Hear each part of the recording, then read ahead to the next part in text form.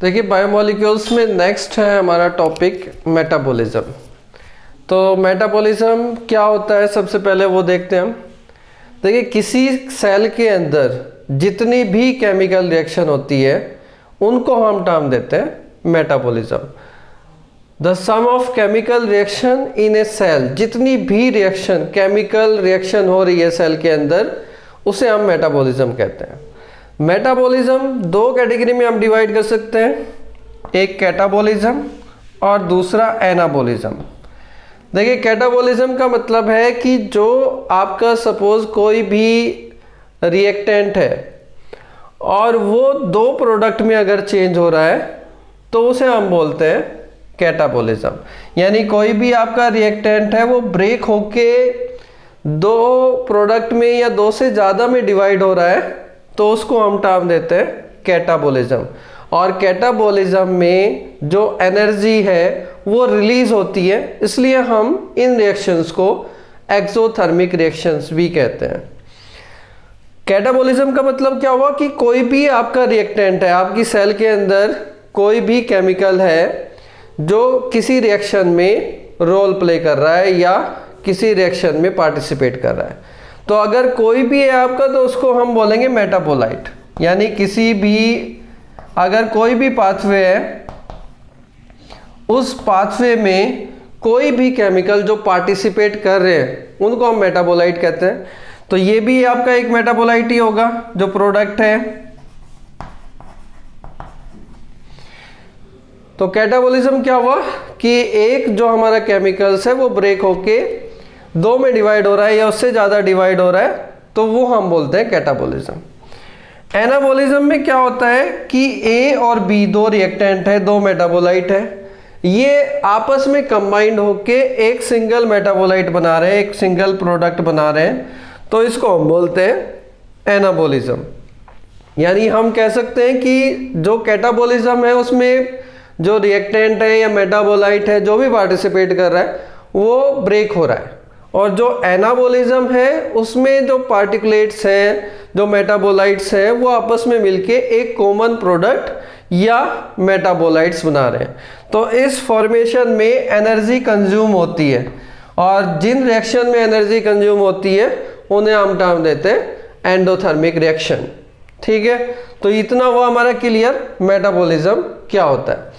अब हम नेक्स्ट देखते हैं लिविंग स्टेट। लिविंग स्टेट को जैसे ह्यूमन है या कोई भी लिविंग ऑर्गेनिज्म है उसे हम कैसे डिफाइन करते हैं तो वो हम अब डिस्कस करते हैं।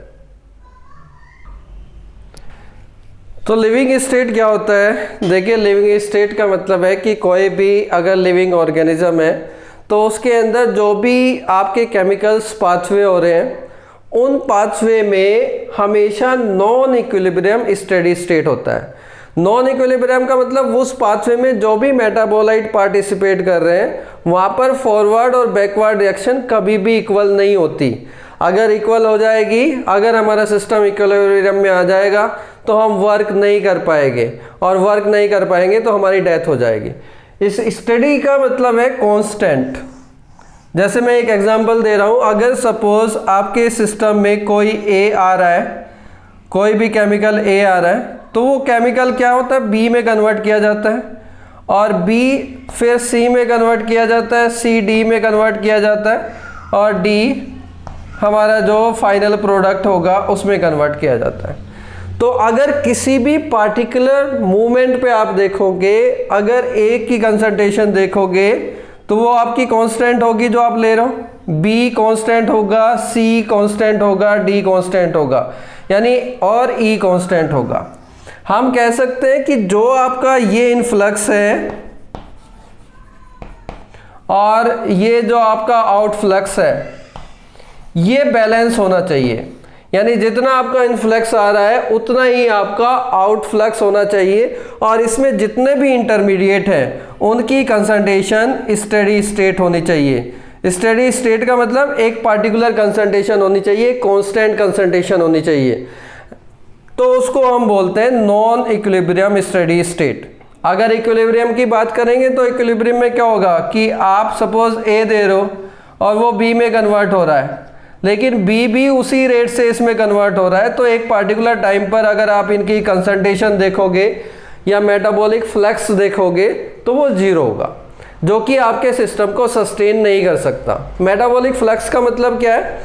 रेट ऑफ फ्लो, मतलब जो भी आपके मेटाबोलाइट्स हैं उनका फ्लो रेट क्या है। अगर मैं यहाँ पर किसी पार्टिकुलर टाइम पर देखूँ तो बी की कंसंट्रेशन जो हमारे सिस्टम में है वो कॉन्स्टेंटली चेंज होना चाहिए सी में, और सी फिर कॉन्स्टेंटली चेंज होना चाहिए डी में। ऐसा नहीं है कि बी सी में चेंज हुआ उतना ही ये इसमें चेंज हो जाए। तो अगर ऐसा होगा तो कभी भी हमारा एक पाथवे कंप्लीट नहीं हो पाएगा और कभी भी एनर्जी रिलीज नहीं हो पाएगी।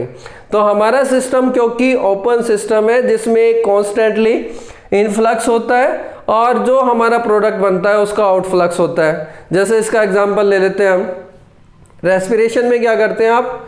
ग्लूकोज और ऑक्सीजन ग्लूकोज को ब्रेक करती है, यानी जो आपका इनपुट है या इनफ्लक्स है वो आपका क्या है? यहाँ पर आपका ग्लूकोज है और ऑक्सीजन है, और इसका प्रोडक्ट क्या बन रहा है?